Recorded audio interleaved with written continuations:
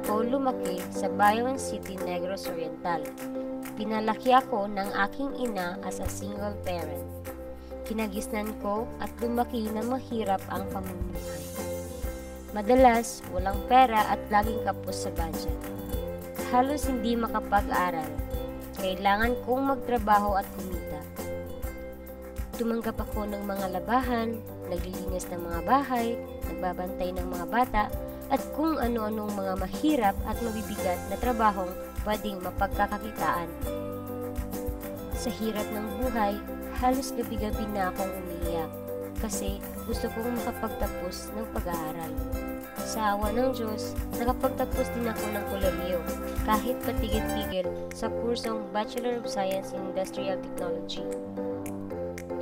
Akala ko nun, maging maayos na ang pamumuhay namin kasi pwede na akong makapagtrabaho. Pero hindi ako pinalad sa mga ina-applyan ko. Minsan, parang may diskriminasyon. Halos mawalan na ako ng pag-asa. Pero mabait talaga ang Panginoon kasi nalaman ko na may scholarship offer ang TESDA sa Computer Hardware Servicing NC2. Nang tinanggap ng Southern Tech College ang scholarship application ko, nabuhayan na uli ang loob ko. Kasi sa pagkakaalam ko ay mas madaling makapagtrabaho kapag may training at certificate sa TESDA. At hindi ako nagkamali.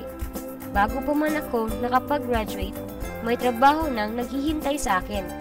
Kinuha ako ng Southern Tech College para maging computer technician sa school. Blessing talaga ang TESDA sa akin. Sa TESDA, walang pangarap na hindi natutupad. Salamat TESDA! Ako si Julie May Librado. Sa TESDA, sumaya ang buhay ko. Buhay nyo, sasaya rin sa TESDA.